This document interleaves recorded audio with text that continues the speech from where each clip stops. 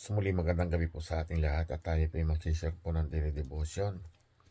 At nandito na nga po tayo sa Deuteronomy chapter 25 at ang aking pong isi-share dito po sa verses 1 to 3. At sinasabi nga po sa talatang ito, kapag may usaping inihaharap sa hukuman at napawalang sala ang walang kasalanan at nahatulan ang may sala, at kung ang angkop na parusa ay hagupit, padadapain ng hukom ang may sala at hagpitin ayon sa bigat ng kanyang kasalanan.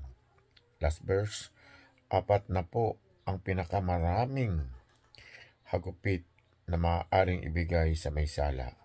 Ang higit dito ay paghamak ng kanyang pagkatao. Purihin po ang Panginoon sa pagkabasa po ng banal na salita. Amen. Magandang gabi po sa ating lahat at muli tayo po mag-share sa ating daily devotion sa Deuteronomy chapter 24 verse 5 to 7. Ang lalaking bagong kasal ay hindi maaaring maglingkod sa hukbo o anumang gawaing bayan sa loob ng isang taon. Hahayaan mo na siyang lumigaya sa piling ng kanyang asawa. Huwag ninyong kukuning sangla ang gilingan ng ginagamit ng isang tao para sa kanyang pagkain, sapagkat para na rin ninyong kinuha ang kanyang ikinabubuhay. Sino mang dumukot sa kapwa niya sa Israelita at alipin na ipagbibili ay dapat patayin. Sa ganitong paraan ninyo aalisin ang kasamaang tulad nito.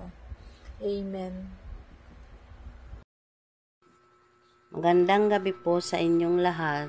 Ang babasahin ko po ngayong gabi ay Deuteronomy chapter 25 verse 7 to 8.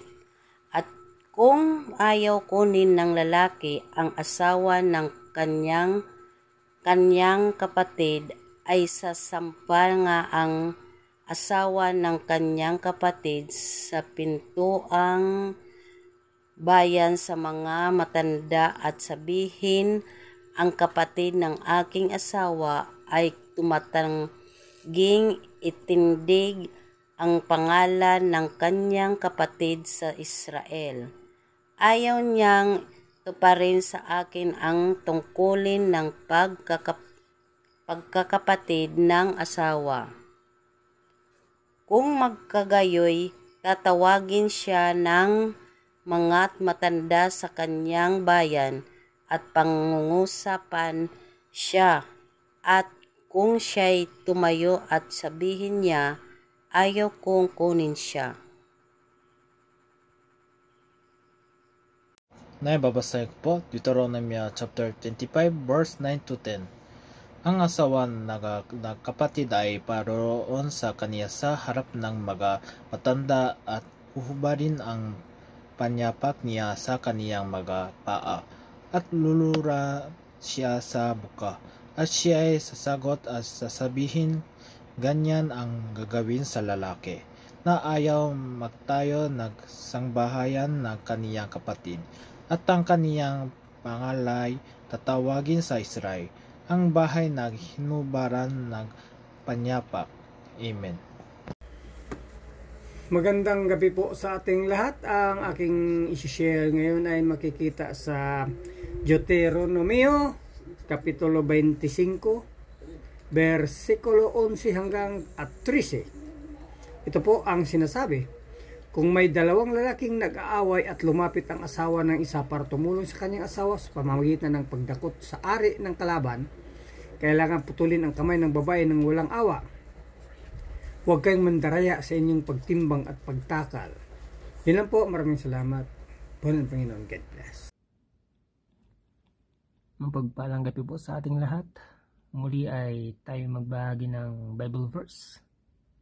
Ito po ay galing sa Book of Deuteronomy, chapter 25, verses 14 to 16, nang sinasabi, do not have two differing measures in your house, one large, one small. You must have accurate and honest weights and measures, so that you may live long in the land the Lord your God is giving you. For the Lord your God detests anyone who does these things, anyone who deals dishonesty. Amen po rin po ating Panginoon. Maraming salamat po. Magandang pagpapalang gabi po sa ating lahat at babasa po kami para sa ating daily devotion na matatagpuan sa chapter 25 verses 17 to 19. Sabi rito, never forget what the Amalekites did to you as you came from Egypt. They attacked you when you were exhausted and weary, and they struck down those who were struggling behind.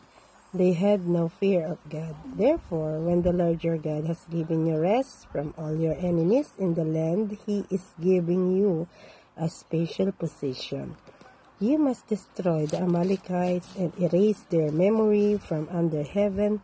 Never forget this. Purihin ang Diyos sa pagbabasa ng kanyang mga salita. Be sure to read. Amen. God bless po.